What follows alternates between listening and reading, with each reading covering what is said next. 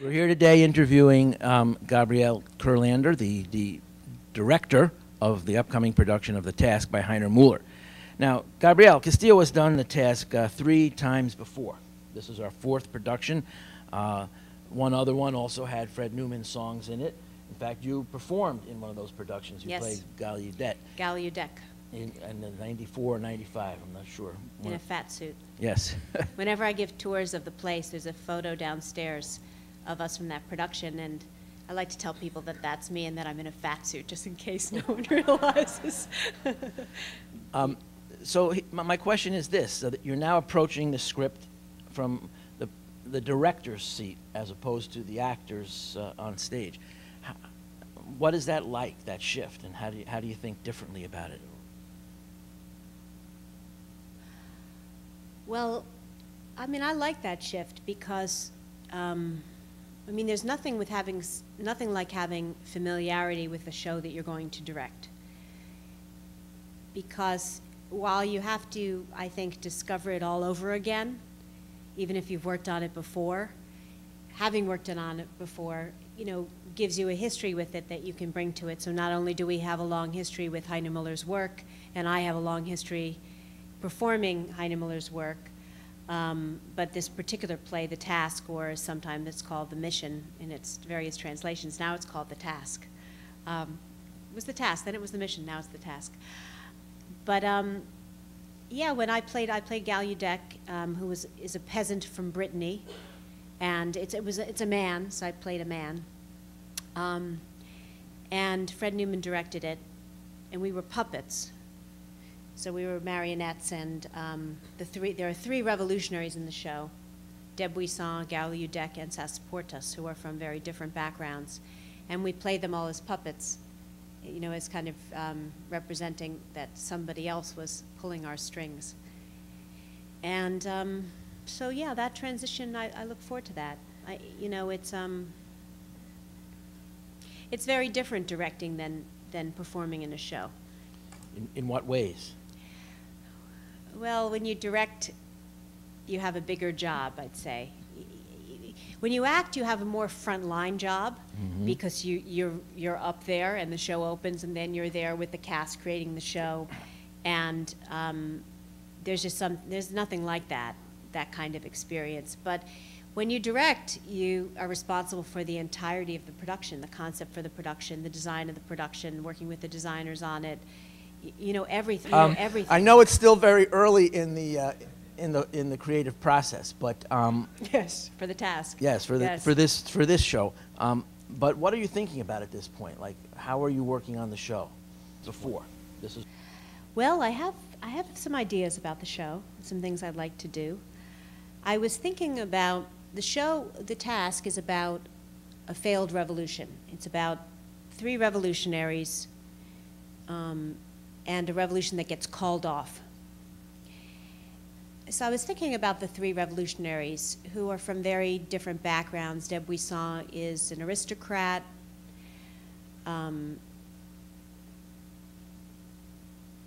Gallaudet is a peasant in the script.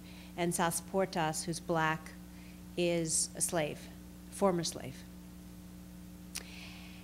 So I was thinking about how I wanted to bring out more the differences in the class character of these 3 revolutionaries.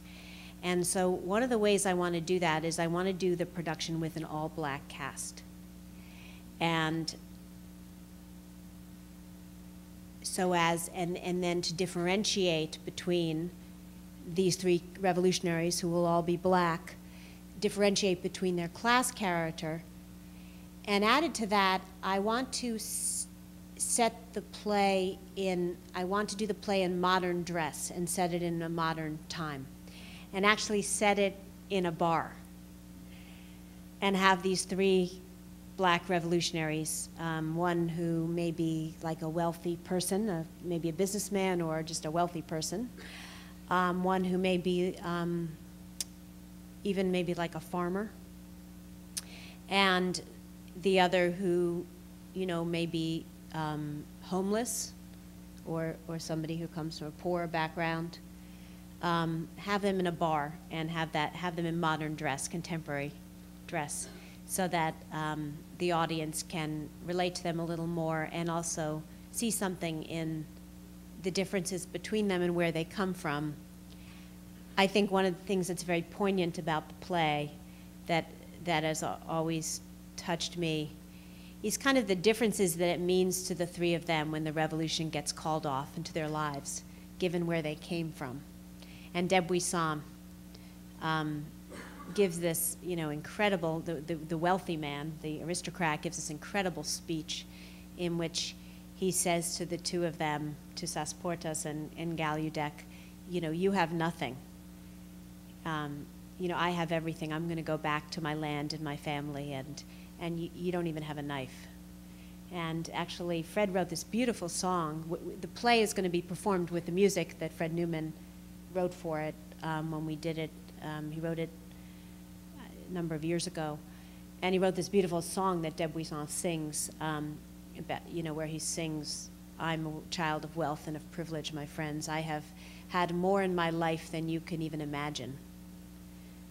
It's very kind of intense and touching, I think, song. So I want to direct the production so that maybe to help the audience relate to it even more. And obviously there's a long history of revolution and of revolutionary spirit in many communities, including the Black community in particular.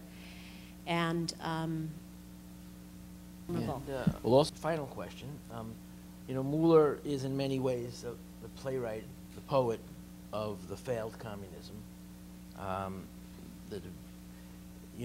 in some ways this play can be seen as sort of a howl of despair or a poem of mourning for the failures of the 20th century's revolutions. And our development community in some ways is a response to and an alternative to the failed communism. What do we learn by doing this play? Well, I think that we have tried to, in our best days, to be close to failure and to relate to failures, other people's failures, our own failures. I think, failing is something that's very human, but I think that whether it be on a day-to-day level or in a world historic level, it's not something that sometimes we like to talk about or be very exposing of.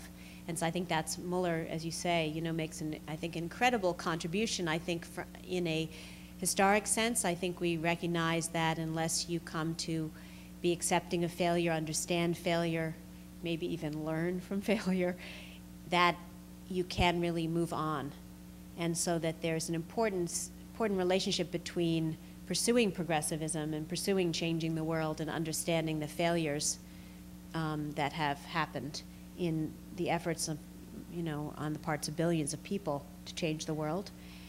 And also that's been, a very tragic occurrence, and I think something that, is worth exploring and knowing about and understanding. And I think that, I don't know, I think failure is important.